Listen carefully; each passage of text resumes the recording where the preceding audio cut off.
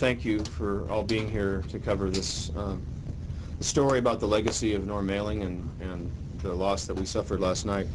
I'd like to introduce the people with me. These are Norm's top staff advisors, people who've had the privilege of serving with him.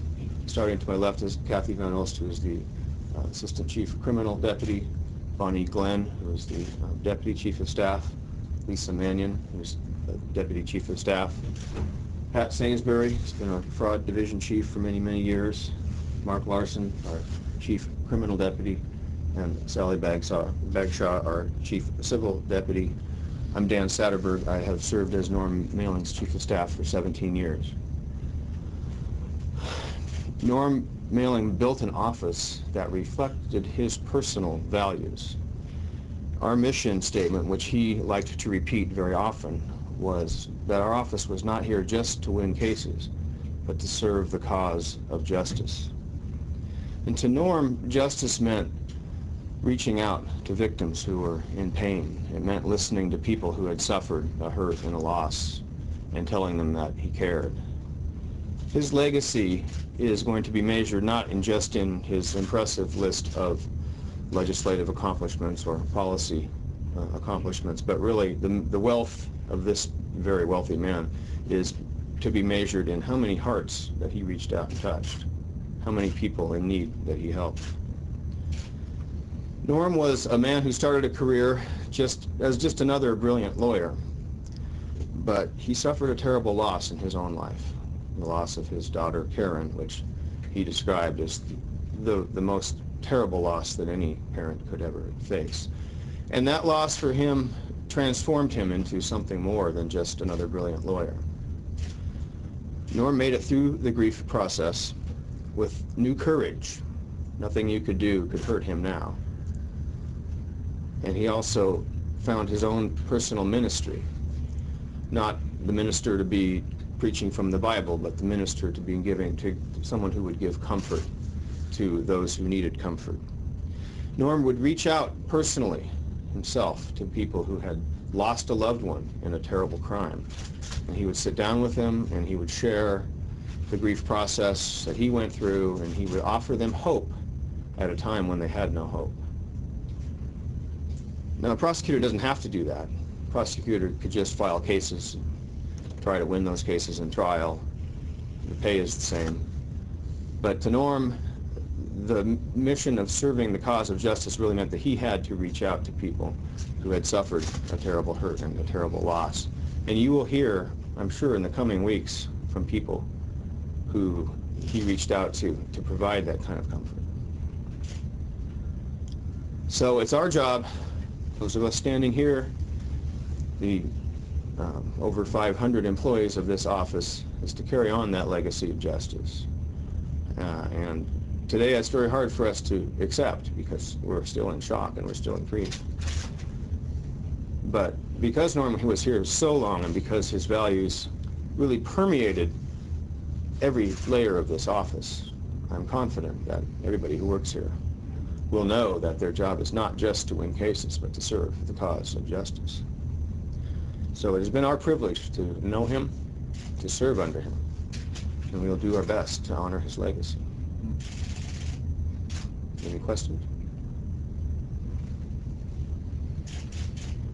Did any of you have any indication, were there any indications or evidence of failing health in Norm, or was he, up until the end, a healthy, dynamic, vibrant person? Norm had so much energy that it took all of us to keep up with him.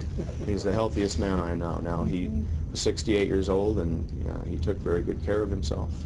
This was a total shock to all of us.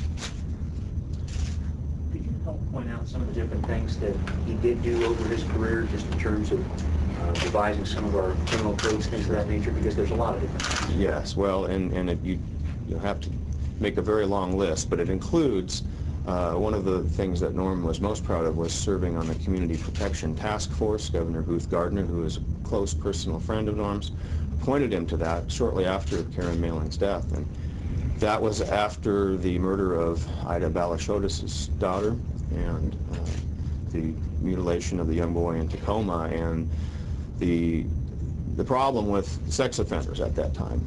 And Norm led this group, went around the state, held hearings, and about a 6-month period of time came up with a legislative package which increased the sentences for sex offenders, which created the civil commitment structure and the sex offender registration structure that we know today, and it has become a model around the nation.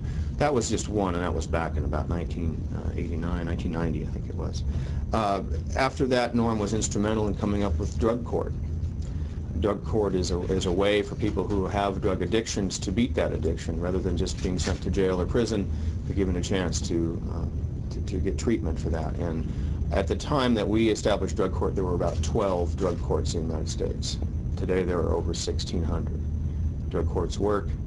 Just a couple of weeks ago, Norm himself went up and addressed the graduates. We had 30 graduates of drug court, people who'd had long-time addictions, and he congratulated them. He said they were his heroes, and you know, it was really a moment when his ministry was to reach out to people, again, who in the throes of addiction had no hope at all, and through the drug court process gave them hope.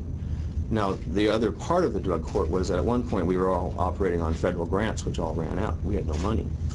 Norm led the charge. The tough-on-crime Republican went down to the legislature and convinced the legislature to cut drug sentences in half. But not just do that and keep the money, but to cut drug sentences in half and take that money and set it aside in a special account that could only be used for drug treatment in drug courts around counties. Consequently, the King County Drug Court now has a treatment budget of $1.6 million a year to spend on nothing but lying treatment for people who need drug treatment. So it wasn't just a good idea, it was an idea that he came back and made sure had a steady stream of funding to keep that alive.